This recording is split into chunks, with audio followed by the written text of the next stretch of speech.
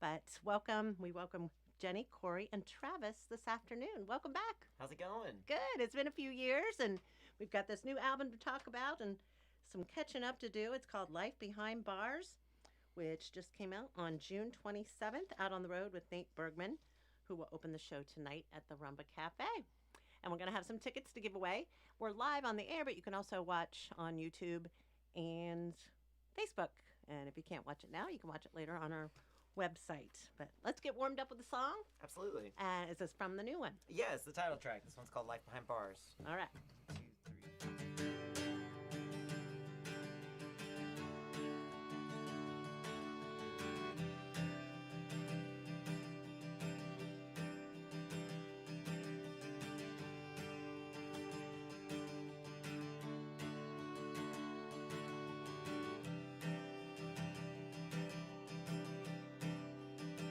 I'm on the edge of oblivion, sick of the cell I've been living in. It's all I wanted when I was a kid. I wasn't born with a silver spoon, short fuse with nothing to lose. I'm doing time on a 20-year bed. We all said we were innocent. I spent my life behind bars and moving cars. I stay out all night shooting stars and earning scars. Yeah, I'm guilty as charged. I'm spending my life behind bars, incarcerated until the day that I make it. A bum deal on a money split, but they ain't giving out favors. You gotta earn your papers. The only chance I'm getting out is bad behavior. I spend my life behind bars and moving cars. I stay out all night shooting stars and earning scars. Yeah, I'm guilty as charged. I'm spending my life behind bars. Well, hope's a dangerous game. It drives me insane. Some birds can't be caged, still won't fly away. Hope's a dangerous game. It drives me insane. Some birds can't be caged, still won't fly away.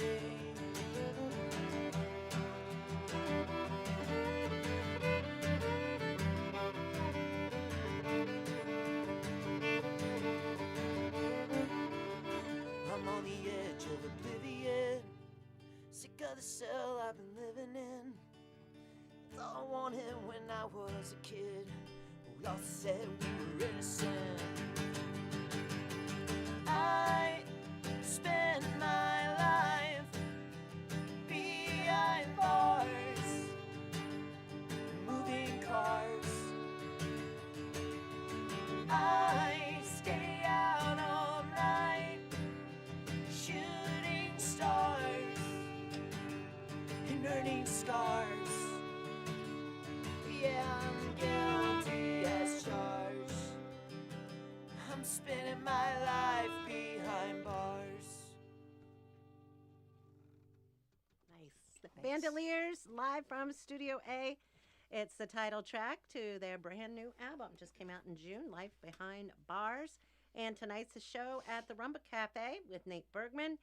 And we're live in the studio, presented by the Greater Columbus Arts Council. Let's do very first caller for our very first ticket giveaway for this session right now at 614-821-9223. And details at celebrityetc.com, also on our Facebook events.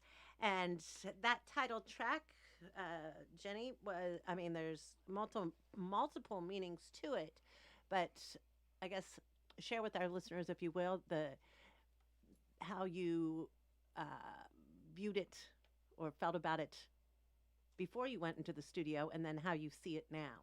That song. Yeah. Right before we went out to Sonic Ranch, my producer Ted was like, "You should call some of your friends, see if you can write like a song together." So I called up my friend Josh Walker, and he's a great writer. And he's a great singer. He's a great singer. He's a great everything. And our old producer and mutual friend John Pedigo had a house where we went to go meet up. And on the way, I called Corey. I was like, "Do you want to come and write a song tonight?" And he's like, "Yeah." So we went, and Corey and Josh started working on the song "Life Behind."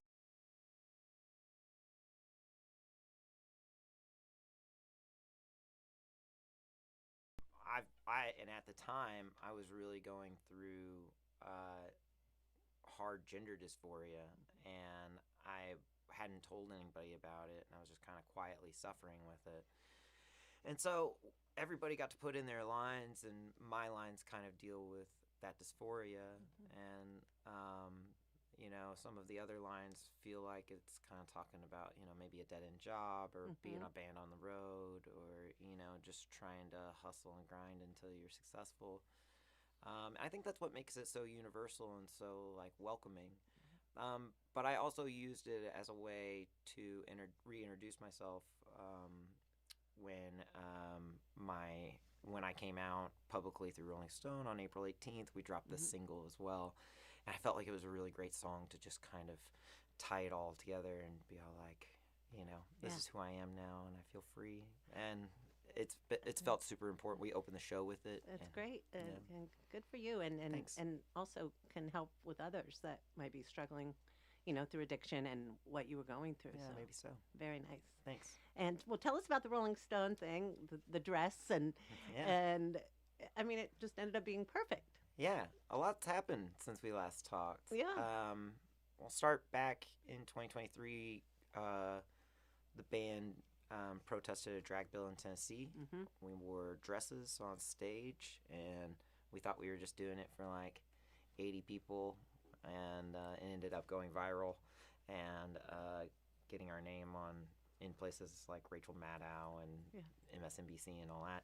And it was really wild. That was also the first time I had worn a dress in public, and that was also the first time anybody had seen me like that. So I had a lot of defense mechanisms, like substance abuse and chain smoking, that kind of kept my dysphoria and and kind of repressed, and also not in view to the outside world. And then everybody saw me, and I was going through my sobriety journey at the time, and didn't really have the same tools in my toolbox. So I started going to therapy, I started journaling, I started reading a lot, and I started changing subtly. I lost a lot of weight.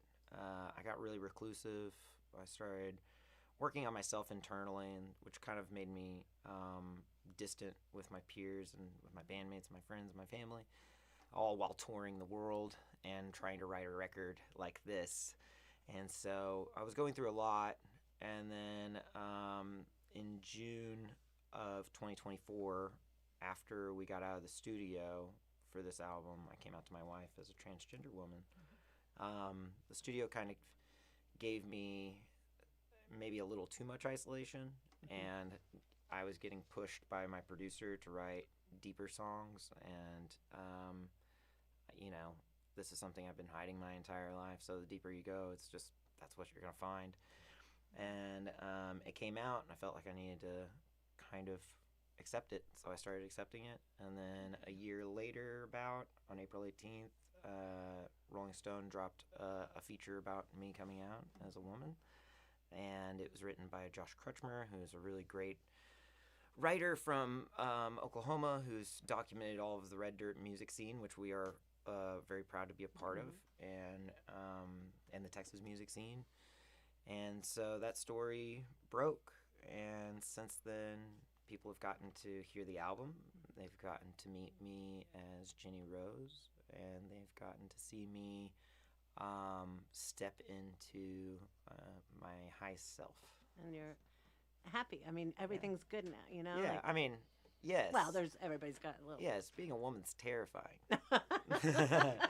But other There's than that. yeah, other than that, yeah, I think the outside and the inside are starting to match. People are starting to see me for who I really am instead of being confused at the person that they're in front of.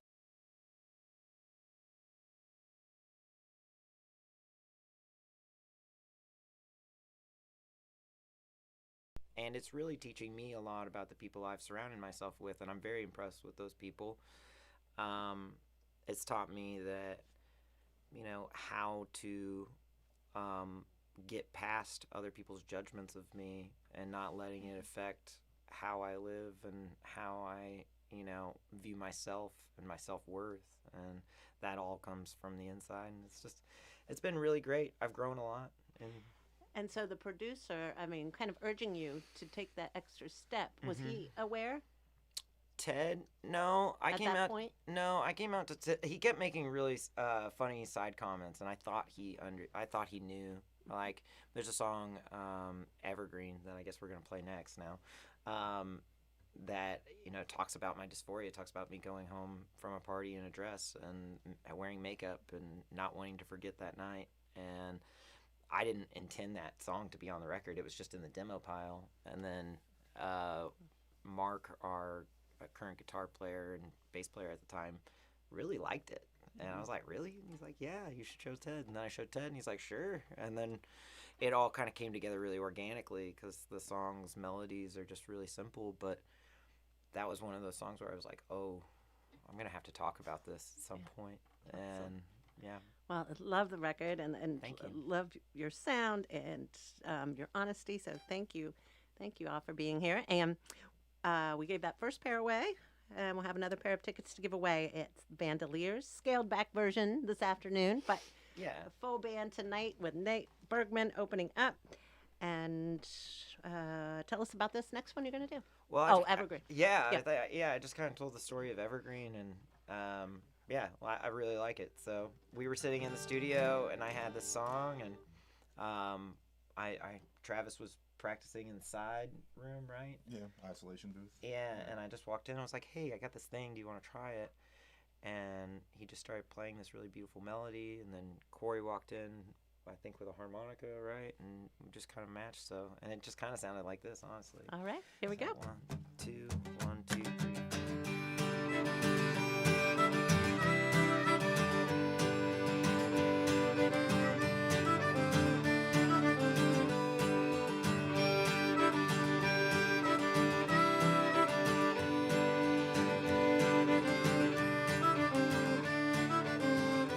Well, I'm not from here, not from there.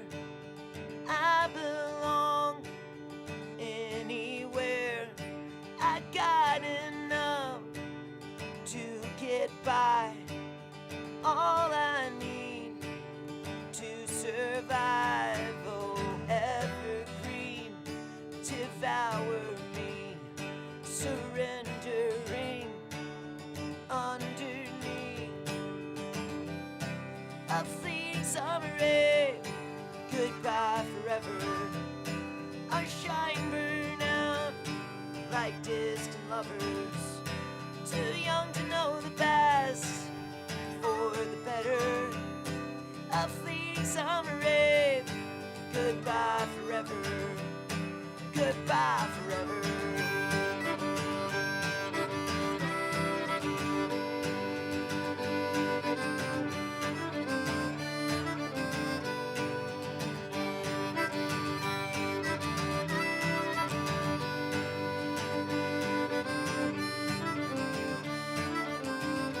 Well, a late night lost, morning found, a long walk home in her evening gown, smoky eyes, wine-stained lips.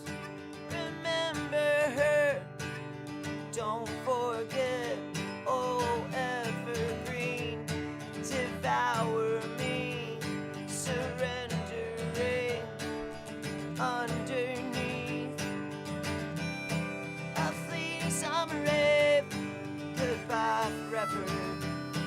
Our shine burn out like distant lovers.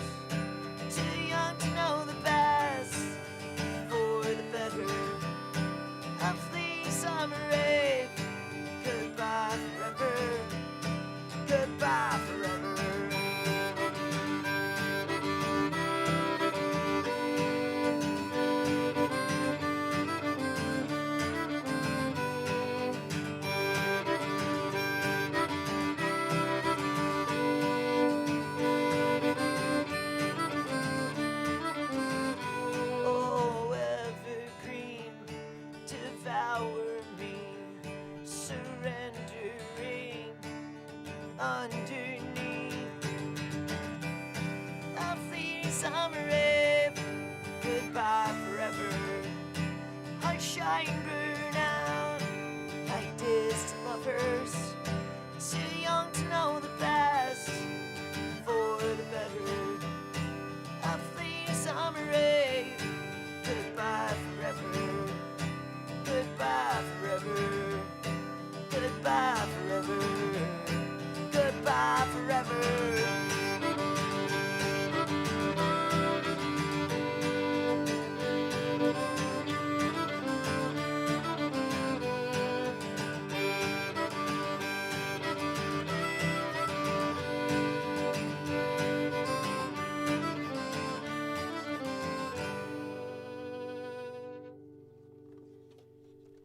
Vandoliers live from Studio A Evergreen, and a Studio A version of that song on Life Behind Bars.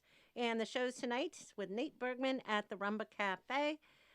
Caller number 3 wins a pair of tickets this round at 614-821-9223. We were talking a little bit about the producer, Ted, right? The Grammy. Yeah, he's a Grammy Award-winning producer, and Ted Hutt. Ted Hutt, and I've read that it was your dream producer, and well, you made it happen. Why him as a dream producer? Was it the bands he worked with, the sounds from him? Yeah, we're a weird band, so like we kind of fall very in between the cracks of a lot of different genres, and that's kind of where Ted finds these great artists. And like the lineage that we are a part of are bands like Jason and the Scorchers, Social Distortion, X, then like Old 97, Super Suckers, Drive By Truckers, Sunvolt, Wilco, Old Crow Medicine Show, Lucero, and then like there's this punk side of us where it's like Flogging Molly, Dropkick Murphys, Gaslight Anthem, and there's a lot of those bands are Ted bands, like. And I started seeing his name on the back of a lot of my favorite records. And some of these records I had grown up with, like, I'm a lifelong Flogging Molly fan. Like, that's my favorite band. And Cool. It was like what me and my parents were able to connect on, because I loved punk music and they loved country music. And so that was kind of like hard at the time of, when I was a teenager. They didn't really get it, but they liked Flogging Molly, and so did I. So I listened to that probably the most, and on the back of Drunken Lullabies, there's Ted Hutt's name.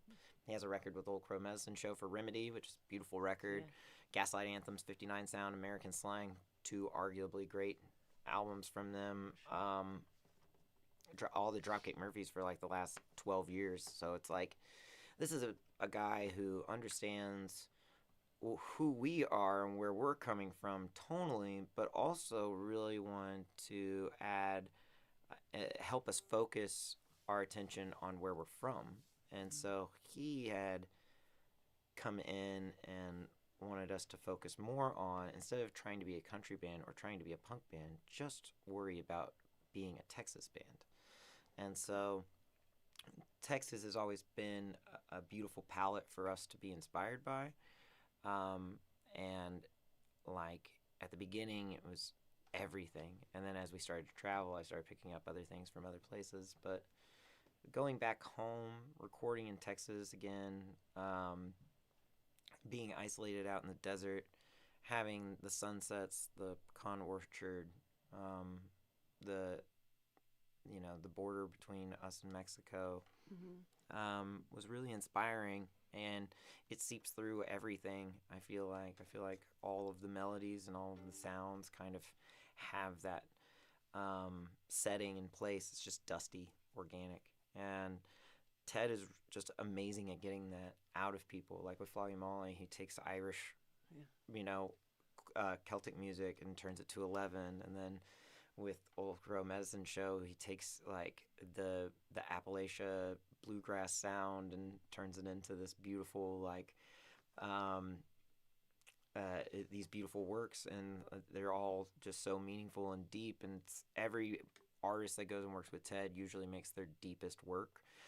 And so I really wanted, when I had the idea, I had just ordered Gaslight Anthems 59 Sound, and I ordered another copy of Flogging Molly's Drunken Lullabies, and Ted's name was on both. And I called my manager. I was like, I want to make a record with Ted Hutt.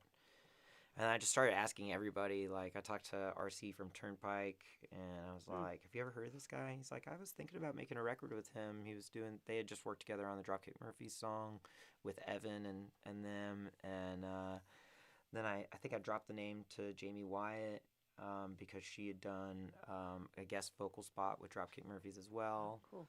And every person I talked to Ben from Lucero, and every person I talked to told me about how prepared I need to be to work with Ted because you need to be able to just change immediately, be able to play anything, be able to write anything quickly. And they were right. Ted has a lot of ideas, so we would come in with these demos and we would come in with our renditions, and then whole sections would change quickly, and like keys would just be immediately changed, and lyrics would have to be rewritten, and like all this stuff. So you're like immediately put into this higher brain vibration where you have to be like on and at the same time creative and not be married to anything you've already created because it's going to just disappear. So if you like walk in and you're like, this is the way the song goes, terrible producer. But if you go in there and you're like, I have this thing, would you like to work on it with me? Great producer. And I'm grateful because the whole band kind of came in with that mindset. Nice. Yeah. Very nice. And so, well, we're talking about Dallas and Texas, and Dallas Fort Worth is where it all started, Yes. right? Mm-hmm. Take us back to the beginning, and what area of town? What kind of were you all just hanging out? Did you know? Kinda. Yeah, it was 2015. We all are mostly living and playing in Dallas, Fort Worth, Metroplex. Some are in Fort Worth. Some, Corey and I were in Dallas, and I don't know. It kind of felt like all of our bands just either hit a dead end or broke up at the same time, and we all wanted to keep going. Um, my wife and I were, you know, about to get married. We were in like the honeymoon phase, so I wrote all these like country songs, kind of like flirt, and it's my love language. And so I wrote her all these songs. I had a stack of songs, and I called up John Pedigo, who we wrote Life Behind Bars with, and I was introduced to him through my wife, and he had a little home studio, and I went over there and I just laid down, you know, 10 songs ish.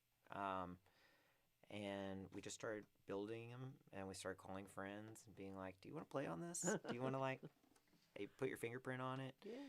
Corey came over and added trumpet and piano, and I had a friend come over and play drums, and Travis came over and played fiddle, and then we were like, I guess we'll play a show. Sounds good. Yeah, and so we played a show, and like people showed up.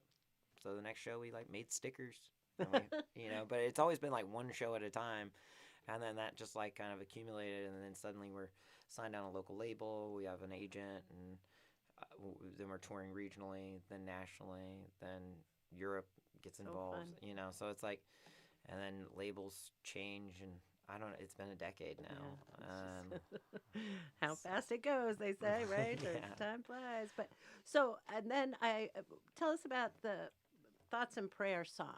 And there's something, Corey, That's didn't you me, see? yes. Um, you sing on it, I right? did, yes.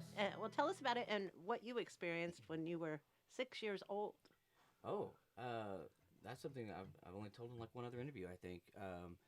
So the reason I started writing the song was because of a mass shooting that happened at a country music festival in Las Vegas or whatever, and then I started noticing there's just all these shootings all the time, and it was just a really big trend on Twitter or whatever for politicians to tweet out like thoughts and prayers, and then they would not do anything about it, and like everybody would be tweeting at them like, yeah, I wish someone was in charge that could do something about this, and they'd be like thoughts and prayers, and that's the extent of it.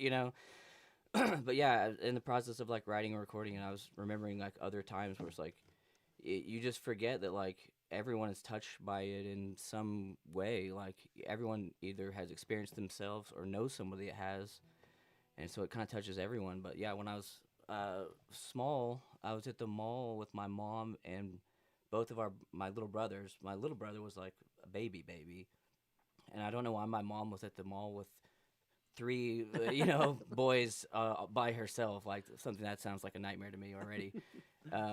But yeah, Right. we're walking into the food court, and then to get some pizza or whatever, and then like as soon as we got into the food court, there was a shooting in the food court, and then like we're all like diving under tables. All the tables get flipped over, and then like some like teenage boys like crawled over and like grabbed my brother and like, you know, because he was a baby or whatever, and drug us into like a store where they Aw. put the little So scary. the gates down, so like because we didn't know where the people were with the guns and everything, so like you know, we're hiding in a store like Claire's or something, you know, with the chain thing down, and but it was, you know, then you think, okay, I lived through this experience, and then you forget about it, but then like I don't know, a couple weeks later we're at a different mall, like in a different food court, and like a kid, it was his birthday, and like had a balloon, and then it popped, and then like, you know, me and my brother are like diving under the table, and then we look around, we're the only two under the table, and we're like, oh, Well, I that guess, was I scary. guess That that's just- PTSD or that whatever. doesn't go Looking back away. on it, yeah.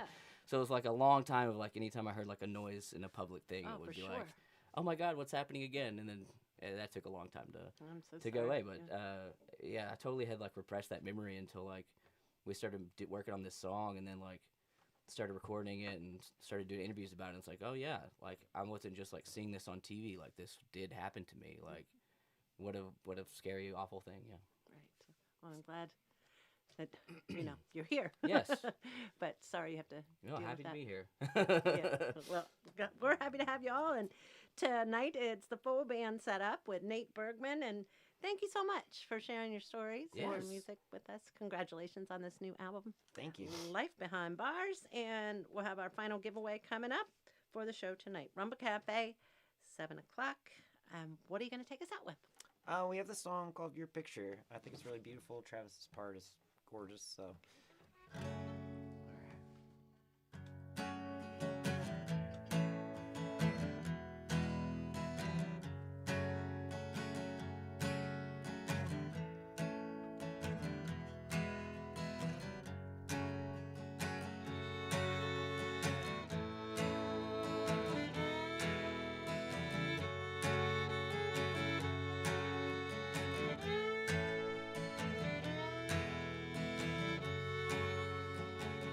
Corners old and frayed, a photograph of you and me. Your gorgeous face has never aged, but I've grown old.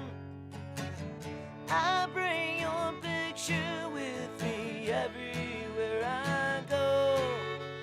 And when I'm feeling low, I ask you what you know.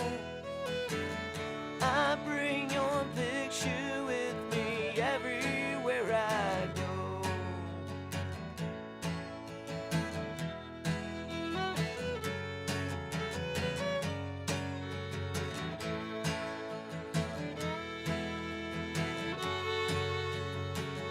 I know what's at stake. I can't forget what I'm doing this for. Won't let you down. I've gone without you for so long. I bring your picture with me everywhere I go. When I'm feeling low, I ask you what you know. Talk to your picture when I find myself alone. When I need you most, it takes me home. I bring your picture with me everywhere I go.